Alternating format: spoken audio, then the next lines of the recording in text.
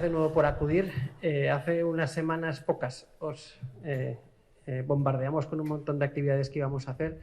Algunos, la verdad, que agradeceros, que yo creo que no habéis fallado ninguna, y es de agradecer. Hoy tenemos una actividad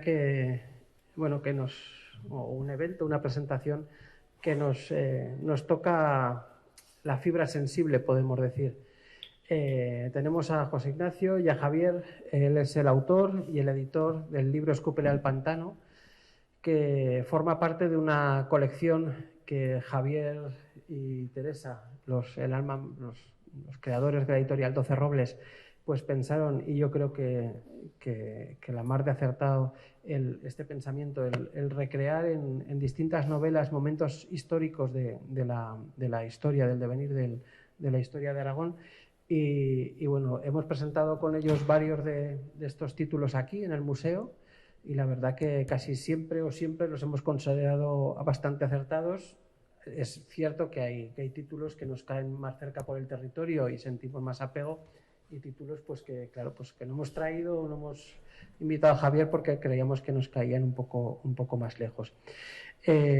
Como todos sabéis, estamos ante el tema de la inundación de Mediano. Precisamente pues esta noche pasada, se cumplen 55 años de un hecho que, como bien el autor dice en el epílogo, pues no entraremos en si los pantanos son necesarios o no, porque esto es otra cosa, pero sí las formas en las que tuvo que salir la gente de Mediano y dejar pues su vida, sus sentimientos y al fin y al cabo su hogar, ¿no? Cada vez que pasas por la orilla del pantano o subes hacia Insa o hacia el Pirineo, pues el paisaje es precioso, pero a costa de que mucha gente dejó allí pues todo su alma, ¿no? La novela yo la he acabado a mediodía y me ha encantado. Es una espiral de emociones que bueno, empieza suave, pero bueno, la verdad que el autor tiene pues bueno, esa especie de don para liarnos y meternos en una trama que la verdad que hace aflorar muchos sentimientos. Y bueno, yo nada más agradeceros vuestra presencia aquí. Os dejo con José Ignacio, con Javier, que ellos os van a desgranar la novela. Al final, si queréis, pues tenemos libros, os los podrá firmar, dedicar o bueno, cambiar impresiones con él. Muchas gracias.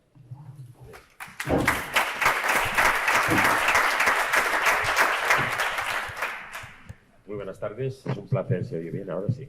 Es un placer estar de nuevo aquí. Yo creo que han sido como 8 presentaciones que hemos hecho aquí en Barbastro de novelas, como decía Víctor, pero también de ensayos. Recuerdo que la primera vez que vinimos fue con la Corona de Aragón, Manipulación, Mito y Historia, de José Luis Corral. Con Corral hemos repetido y, bueno, siempre nos llevamos un recuerdo, incluido los vinos y pasteles que aprovecho para comprar cada vez que vengo aquí. Bueno, Escúpele al pantano es nuestra 18ª novela de la colección, La historia de Aragón en novela, que comenzó en el año 2016 por una idea que me surgió. A mí me gustaría que, bueno, que una editorial pues, pudiera novelar la historia de Aragón y hacerla de manera que, aunque sepamos que es ficción, todo lo que se escribe, todos los autores, los novelistas, los historiadores que he conseguido convertirlos en novelistas algunos, sobre todo que se tuviera en cuenta que una novela te puede llevar a aprender la historia, a amar la historia o a conocerla un poco más a través de bueno, lo que está escrito. En este caso, en el año 69, cuando se produce la catástrofe, la inundación, es muy fácil encontrar, aunque bueno, tampoco fue muy fácil por lo que alguna vez había comentado Nacho, que la prensa realmente no se fijó, la inundación pasó desapercibida. Pero en general, a partir del año 69, cuando llega la democracia, llega un momento en que ya se puede conocer mucho mejor qué es lo que ocurrió, no así con otras épocas. Como decía, es la 18ª novela. Me encanta la novela por una razón, porque hace un año hicimos un concurso literario y aunque Nacho no ganó, sí que los miembros del jurado me comentaron que, ojo, vigila esta novela porque te va a encantar y te va a gustar para la colección. Como decía antes, episodios muy concretos de la historia de Aragón. Y bueno, quiero dar paso a José Ignacio, a Nacho. Esta es su primera novela, él es licenciado en marketing, tiene una vocación literaria desde creo que muy joven y creo que no va a ser la última ni muchísimo menos, porque por lo que hemos visto la respuesta ya hacia esta novela, la verdad es que creo que ya vas en camino hacia otra obra literaria, con lo cual bienvenido a este universo literario de Aragón y que sea muy fructífero a partir de ahora. Sí que me gustaría preguntarte lo primero. Bueno, Escúpela al pantano, ya sabemos de dónde viene. Escúpela al pantano. Escúpela al pantano, ¿a quién le hizo? Que nos quitó la tierra, la casa y el panito. Bueno, esa es la inspiración de la novela. Sí, bueno, buenas tardes. Del título, digamos. Del título, exacto. Buenas tardes. Lo primero, permíteme, Javier, agradecer al Museo Diocesano que nos permita estar aquí haciendo esta presentación. Agradecer también a la librería Castillón, que también ha organizado el evento, y a todos vosotros que estáis aquí. Para mí, presentar esta novela en Barbastro tiene un componente afectivo adicional, ¿no? Y es que yo tengo lazos familiares con esta ciudad. Mis abuelos vivieron varios años aquí, mi padre y mis tíos crecieron y se educaron aquí. Y además tengo muy buenos amigos en la ciudad, ¿no? Entonces, para mí estar aquí es un honor. Bien, como decías, Javier, el título de Escúpela al pantano, que es un título que a mucha gente le asombra, ¿no? Dice, joder, que es como, parece fuerte, ¿no? Pues Escúpela al pantano es una frase de una canción de José Antonio Labordeta que se llama Carta a Lucinio. Es una canción poco conocida, probablemente de las menos conocidas del abuelo.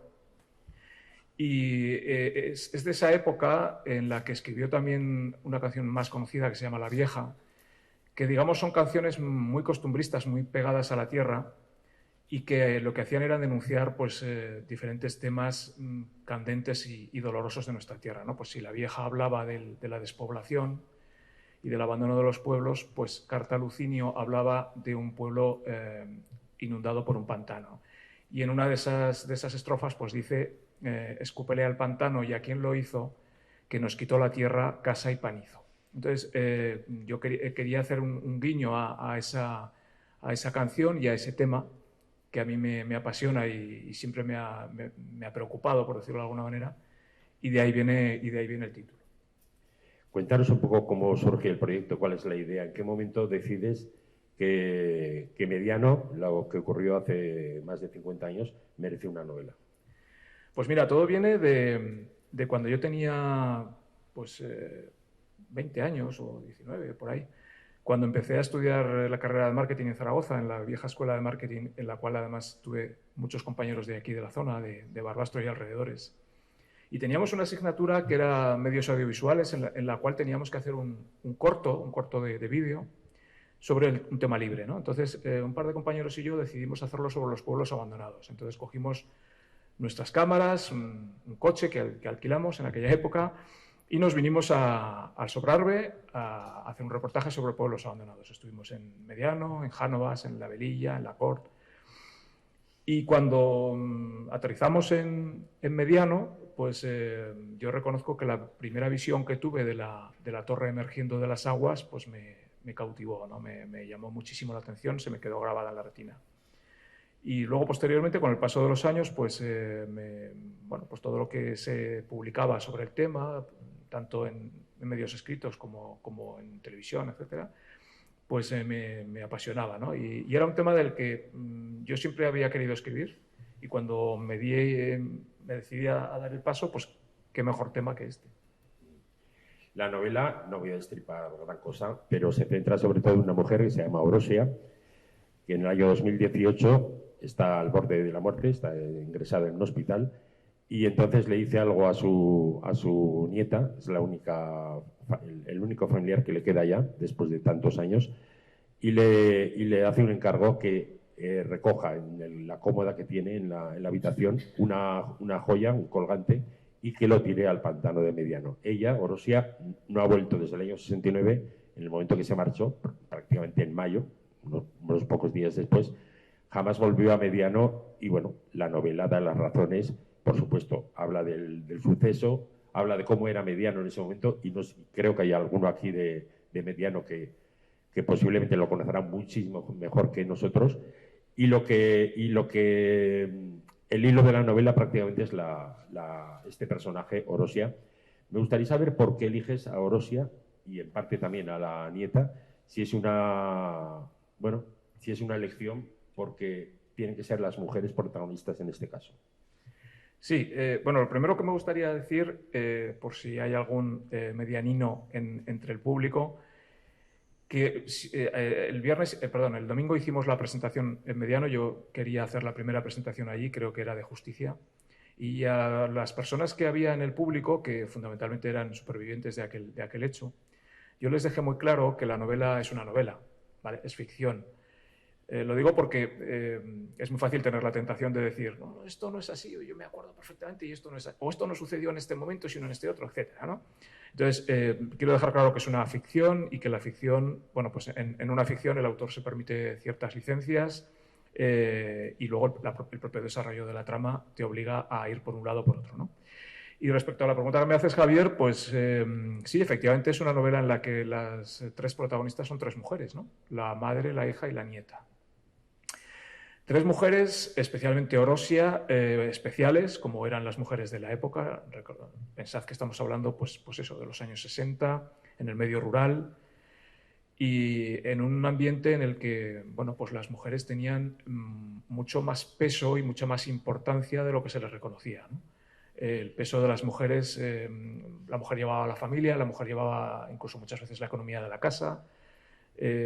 Todo el peso recaía en ellas y nunca se les reconoció, nunca se les valoró. Y trato también de hacer un desarrollo intergeneracional, ¿no? Evidentemente la abuela, que sufre mucho, que tiene que ir a la emigración, que aterriza en Barcelona. Imaginaros una Barcelona de los años 70 en la que bueno, pues hay una efervescencia cultural, de cambio político, etcétera. Y ella viene de un ambiente completamente diferente. Por medio una hija que también tiene una historia complicada y luego finalmente una nieta que cuando fallece Orosia tiene 24 años, es una joven moderna e independiente que, como bien nos decía Javier, no conoce apenas nada de Mediano, porque Orosia durante toda su vida estableció una especie de muro para librarse del dolor que le producía el recuerdo. Y eso hace que la nieta, que tiene un nombre aragonés, ya descubriréis por qué, la nieta se llama Guayente, y la nieta, pues a través de la lectura del diario que encuentra junto al colgante en la cómoda de su abuela, pues se da cuenta y descubre pues, todo el sufrimiento que no solo Orosia, sino la mayoría de los habitantes de Mediano sufrieron, ¿no? Eso le marca su vida y bueno, pues veréis que es una historia, como os digo, en la que las protagonistas son mujeres. Lógicamente también hay otros protagonistas masculinos, pero tienen menos importancia y bueno, ya lo descubriréis. Bueno, a lo largo de la novela, lógicamente va desde el año, de los años 40 se puede decir, pero sobre todo se centra en los 60. Lo que hay también es una descripción del contexto histórico muy interesante porque pasamos por el final del franquismo, la llegada de la democracia, antes los planes de desarrollo en los años 60, por supuesto, los Juegos Olímpicos, etcétera, etcétera, ¿no? Esto yo creo que lo reflejas bastante bien, este recorrido histórico que haces por la novela, el recorrido histórico del país.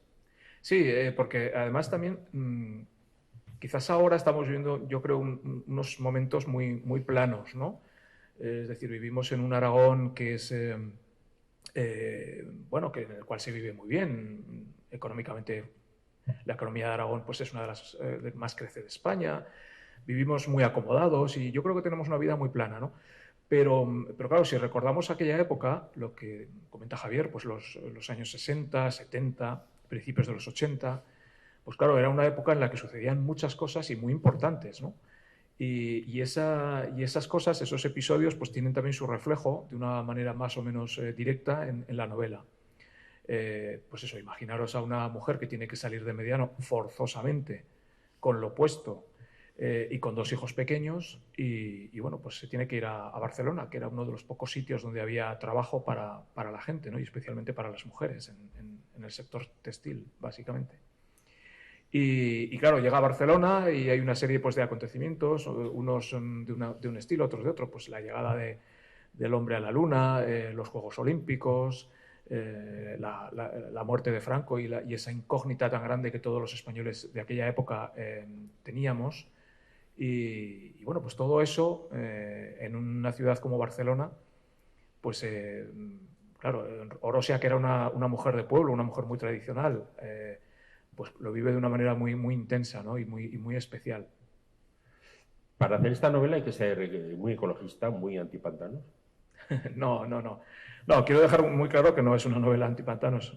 El otro día me decía un amigo con mucha gracia, me decía, joder, te has puesto de repente en contra a todos los regantes y tal. Y yo, no, vamos a ver, que no es una novela antipantanos. Es una novela anti lo que ocurrió en Mediano. Hay que dejar muy claro que los pantanos hacen una labor fantástica, no solamente para el regadío, sino también para laminar las riadas posibles que con tanta fuerza bajan del Pirineo. Pero desde luego lo que ocurrió en Mediano es muy triste y nos debería hacer pensar y sobre todo estar alerta, porque fijaros que aunque nos pensemos que es un tema muy antiguo, de hace 50 años, pues probablemente no lo sea tanto, ¿no? Todavía estamos peleándonos por el agua, todavía hay proyectos de pantanos que unos dicen que sí y la justicia los para. En fin, no os voy a comentar, pero todos en la cabeza seguro que tenéis, sabéis de cuáles hablo, ¿no? Entonces, es un tema que no es tan pasado y no es tan acabado como parezca. Entonces, no es evidentemente una novela, no quiere ir contra el pantano, sino cómo se hizo en Mediano, ¿no? En Mediano, los primeros proyectos no inundaban el pueblo, luego se cambió 1000 veces, se recreció y con el recrecimiento sí que se inundaba el pueblo. Entonces, claro, probablemente a día de hoy esto no hubiera ocurrido, ¿no? A día de hoy la justicia lo hubiera parado y les hubiera dicho a los promotores, no señores, hagan ustedes el primer proyecto que no inunda el pueblo. O incluso se hubiera podido hacer, yo hay un ejemplo que el otro día comentaba también, hay un ejemplo en Galicia, que es el pantano, creo que se llama de Besalú, en un pueblo que se llama Puerto Marín, que los que hayáis hecho el Camino de Santiago lo conoceréis. Bueno, pues allí se hizo un pantano y antes de inundar el pueblo se cogió una iglesia románica preciosa que tenían, pues equivalente a la de la iglesia de la Asunción de Mediano, y pieza a pieza, estamos hablando de 6 años antes de la de Mediano, 6 años antes, pieza a pieza se desmontó y se volvió a construir en la parte alta de la montaña, ¿no? Quiero decir que si se hubiera querido se podían haber hecho cosas para salvar el pueblo, ¿no? Entonces, por eso digo que no es una novela antipantanos, no es una novela ni muchísimo menos que quiera buscar esa polémica, pero sí que nos haga pensar lo que ocurrió ahí, ¿no? Y sobre todo que cuando se hace una obra de este tipo, que requiere, pues eso, expropiaciones y tal, hay que tratar mejor a los vecinos. Eso es lo que yo trato, aunque solo sea de reavivar el recuerdo a esa gente, ¿no? Que lo pasó muy mal y que sufrió. Víctor comentaba al principio que esta es una novela muy sentimental, que le ha llegado al corazón. Lo que sí que es verdad que cuando se acometen este tipo de proyectos en esa época, no hay corazón, no hay sentimientos, no hay factores sociales, no hay factores humanitarios, ¿no? Eso realmente es la clave, ¿no?, de lo que pasó tanto en Mediano como un poco más arriba. Lo de Jánovas es tremendo, pero es que en otras zonas que hemos visto, en Tierma, Ruesta, que es un poco que conozco más, es simplemente el desalojo forzoso y fuera, y se acabó. El pueblo está absolutamente muerto. Claro, es que son historias, o sea, siglos de historia que quedan enterrados para siempre. Claro. Y además hay un componente de bastante injusticia, porque ahora, hoy en día, en la España que vivimos hoy en día, la igualdad territorial es un poquito mayor, ¿no? Tampoco es que sea una maravilla, pero es un poquito mayor. Y los aragoneses pues podemos defendernos, tenemos armas, tenemos el estatuto, tenemos nuestro gobierno, etcétera, ¿no? Pero claro, imaginaros que en aquella época, en los años 60, 50, 60, es que se construía un pantano aquí, lo construía una empresa vasca que se llamaba Iberduero, y la electricidad que producían esos saltos de agua es que se iba al País Vasco. O sea, era algo realmente muy fuerte, ¿no?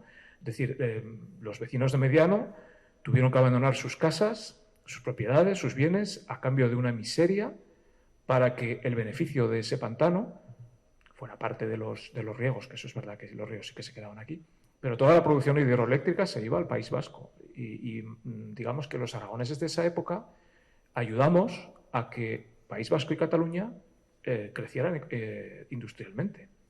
Entonces, claro, eso claro, es muy bonito, ¿no? Ese criterio de solidaridad, pues, joder, qué bien, qué solidarios somos los aragoneses, ¿no? Qué buenos. Como decía la canción de La Bullonera, me acabo de acordar aquella canción que decía que turururú, qué suerte tenemos los aragoneses con la Pilarica, la Jota y el Ebro, ¿no? Qué envidia nos tienen en todo Madrid, que no son tan pobres, ni brutos, ni nobles como los de aquí, ¿no? Pues siempre nos hemos consolado con eso, ¿no? Siempre ha habido una Jota que nos consolaba, ¿no? Y decíamos, joder, qué buenos somos, qué nobles somos. Sí, joder, somos muy nobles, pero la electricidad se la están llevando al País Vasco, a Cataluña, ¿no? Y el crecimiento de esas dos comunidades, en parte, era por esa electricidad y por esa mano de obra como Orosia que acababa recalando en Barcelona. Entonces, bueno, pues es importante que no nos olvidemos de todo esto, porque ahora comentábamos con Víctor que bueno, pues ahora hay otra amenaza, entre comillas, ¿no? Que es el tema de los paneles solares o de los molinos de viento, ¿no? Estamos llenando nuestro territorio de paneles y de molinos y muchas veces esa energía no se queda aquí, no redunda en beneficio de los propietarios de esas tierras o de los pueblos de alrededor, ¿no? Y con esto no quiero hacer una proclama política, ni muchísimo menos, no me malentendáis, pero sí que es verdad que muchas veces hemos sido los paganos de otras fiestas y mientras en otros sitios crecían, pues nosotros nos costaba mucho más crecer, ¿no?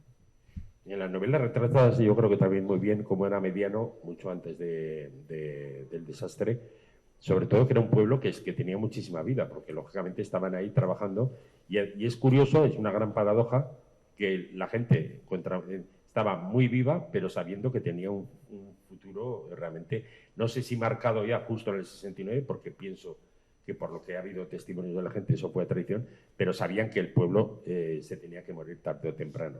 Y yo creo que está bien reflejado eso. Sí, esa es una de las grandes paradojas de Mediano, ¿no? Cuando más habitantes tuvo Mediano fue los años anteriores a la construcción de la presa, ¿no? O los años de la construcción de la presa, mejor dicho. Porque, claro, la construcción pues llevó ahí pues, a 200, 300 trabajadores y claro, el pueblo revivió. Se abrieron más bares, se abrieron más tiendas, fue una vana efervescencia, ¿no? Eran todos muy felices, de hecho en el libro veréis pues, las fiestas, etcétera. Pero claro, el que quería pararse a pensar, yo creo que la mayoría de los vecinos no querían pensar, porque si te ponías a pensar, pues te caías con todo el equipo, ¿no? Pero si no pensabas, pues disfrutabas de un pueblo vivo, joven, con muchas curiosidades, porque muchos de los obreros de la presa pues eran presos políticos y, claro, imaginaros esa época, ¿no? La época del tardofranquismo, en la que ya bueno, pues parecía que el régimen empezaba a tambalearse un poquito y bueno, para gentes de pueblo que toda la vida no habían visto más que a su gente, pues llegaron a su pueblo gente que venían, pues como decimos, ¿no? Con condenas políticas, ¿no? Pues gente pues, por repartir octavillas o cosas por el estilo, porque evidentemente nunca hubo presos con delitos de sangre, ¿eh? Pero sí que es verdad que hubo un crecimiento del pueblo muy interesante, pero a la vez era una gran mentira, ¿no? Háblanos cómo fue la documentación en el momento que empezaste a hacer la novela. ¿Qué has tenido que recurrir? ¿Qué textos, qué documentos? Bueno, la verdad es que no hay mucho escrito, porque como bien decías tú antes, por ejemplo, los medios de comunicación de la época, salvando una portada de ABC, que sabéis que ABC era un periódico que daba mucha importancia a la portada porque era el único que tenía una portada con una foto, la página completa, ¿no? Y claro, la foto de Mediano inundado era muy potente para vender ejemplares, pero nada más. Ningún periódico importante, aparte de ABC, pero ABC solamente por la portada, se preocupó de indagar y de preocuparse. Claro, también, lógicamente, tenemos que ver el contexto de la época, ¿no? Y bueno, pues como digo, en medios de comunicación apenas se encuentra nada. Sí que hay un magnífico reportaje de Aragón Televisión, no sé exactamente qué productora lo haría, pero que se emitió, creo que fue en 2010 o 2012, y que os invito a que veáis, que se llama Mediano, la memoria ahogada. Es muy, muy, muy emotivo porque aparecen diferentes personas que vivieron esos hechos y bueno, hay algún testimonio muy, muy, muy duro, ¿no? Y además está bastante bien hecho, está muy, muy hecho desde un punto de vista muy objetivo. También, bueno, pues para mí fue muy importante hablar con la gente, ¿no? Documentarme con la gente, hablar con alguno de los supervivientes en primera persona, claro, gente pues que en aquella época pues tenía de 17, 15, 17 años, una edad en la que ya te das cuenta de las cosas.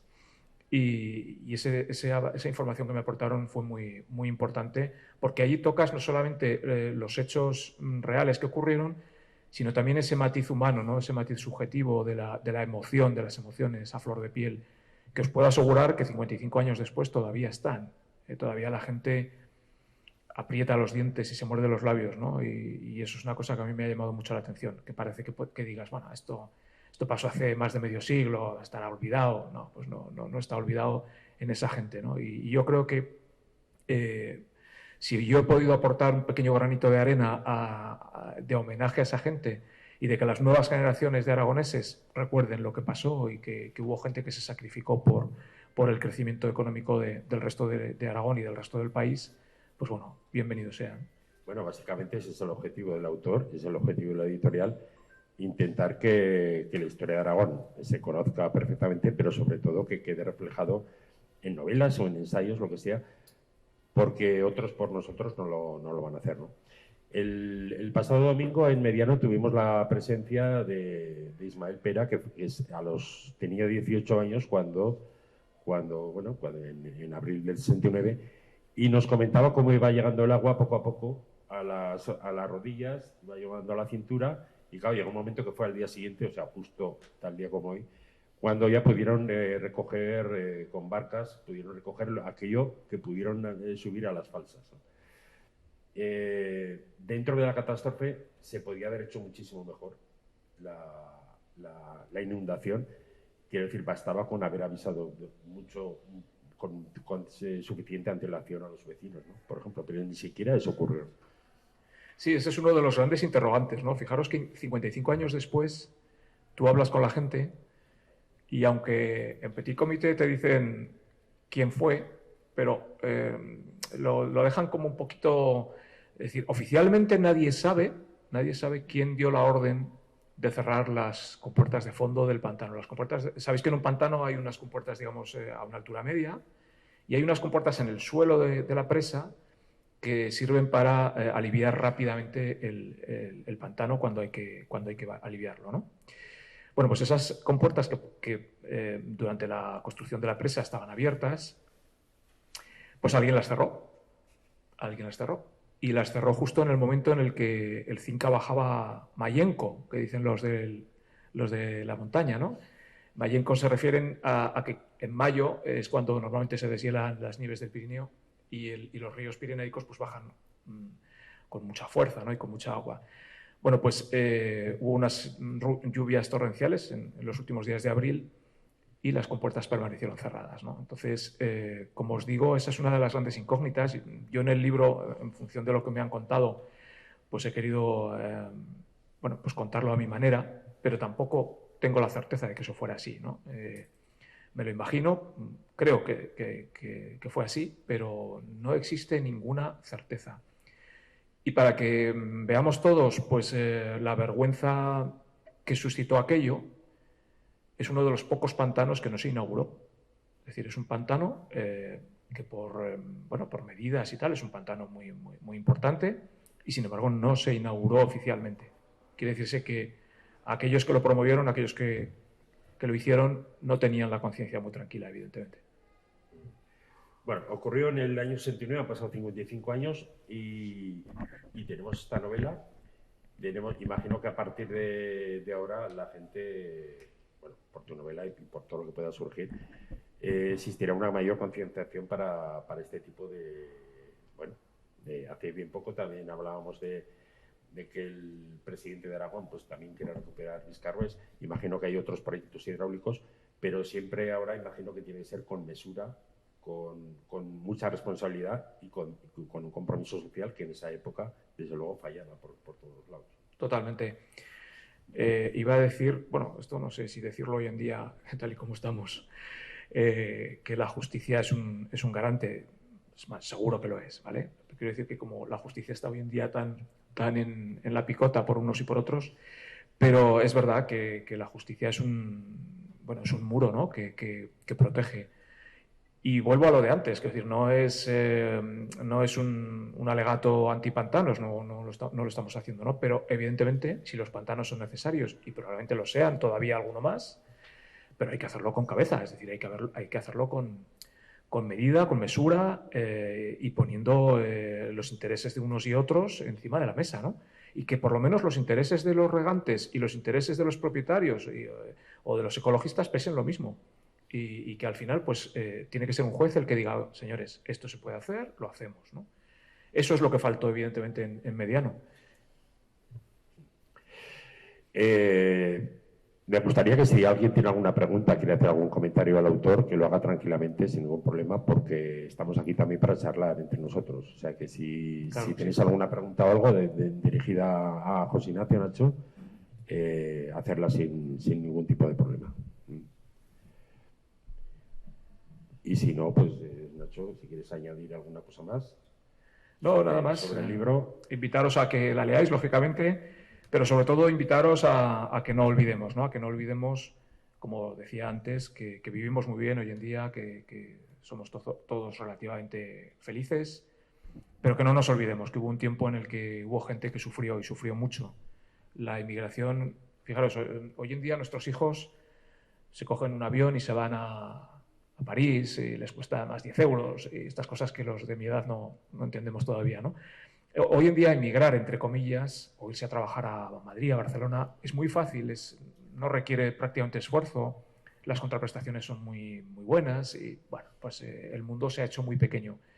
Pero claro, en los años 60 emigrar era todo lo contrario, ¿no? Emigrar era arrancarte de tus raíces, lanzarte a unos lugares que eran hostiles, muy hostiles para personas que venían del mundo rural, y que mujeres como Orosia, una montañesa fuerte, dura, bueno, pues supo sacar adelante a su familia y tenía que ser muy duro. Yo me pongo en la piel de aquella gente y la verdad es que tenía que ser muy duro. Entonces, bueno, simplemente pues eso, que no olvidemos y que bueno, que defendamos el honor y la memoria de todos aquellos que sufrieron tanto. Lo único que me gustaría añadir es que no busquéis personajes reales, que los pueda haber, pero serán personajes de ficción. Incluso uno que es muy representativo, que es la mujer que se negó a abandonar el pantano justo el día 29 y al día siguiente tuvieron que ir a buscar embarcar. Esa mujer también no tiene, o sea, es otro nombre diferente. Pero yo creo que ha sido por pudor y por respeto, sobre todo. Sí, por supuesto, evidentemente. Yo una de las primeras cosas que hice cuando hablé con la gente de Mediano, pues yo llevaba un catálogo, digamos, de nombres y preguntar, evidentemente, si había habido alguna persona con ese nombre para que no hubiera la más mínima susceptibilidad, ¿no? que poder herir. Entonces, yo he sido muy respetuoso, creo que lo he conseguido, pero sobre todo, como os decía antes, ¿no? Me interesa mucho que no se olvide la memoria de aquella gente. Y cuando hablas con ellos, descubres que son una gente excepcional, que sufrieron mucho, que evidentemente ahora son gente que viven bien, como todos nosotros, pero que tienen ahí en un trocito de su corazón un dolor que bueno, pues que no se les va a ir, evidentemente. Pues si no tienes ningún comentario, ninguna pregunta, quiero agradecer al museo la disponibilidad que hemos tenido, como muchas otras veces, para presentar esta novela, la presencia de todos vosotros. De verdad, muchísimas gracias por estar aquí y gracias a Nacho por la magnífica novela que nos ha brindado y que es un nuevo orgullo para mi colección de la historia de Aragón en novela. Así que gracias. Que vale la pena leerla porque es que te das cuenta, sobre todo la juventud, yo creo que es bueno que la juventud vea todo aquello que en aquel momento pasó y que ahora pues con un avión van para aquí para allá, ya que yo, sobre todo yo como abuela es que la he leído, por eso te lo comento, por eso te muere en añitas después cuando va, bueno, no la voy a descargar. No la destripes. Porque, no sé, es que es muy emotiva y es muy fácil de leer, quiero decir que te llena, te pones dentro del libro. Sí, ese era uno de mis objetivos, que fuera fácil de leer, que fuera emotiva. Y claro, cuando tratas temas históricos, yo lo tenía más fácil, ¿no? No estoy hablando de los reyes de la Corona de Aragón, como por ejemplo hay magníficas novelas de la editorial. Entonces yo lo tenía más fácil. y traté de evitar pues, el exceso de información, el exceso de nombres y tal, para que fuera fácil de leer, emotiva, que la gente le toque un poquito el corazón y le guste. Te pones dentro del, porque lo has leído, te pones dentro. Claro, de eso se trata. Te motiva y te... Pues, pero es muy bonito, me gusta. Pues muchísimas gracias. Más cerca de aquí y que mucha gente pues no habíamos vivido esos momentos vividos, pero de lejos, no claro. Puestos en la gente que está puesta, que no pasó en aquel momento mal.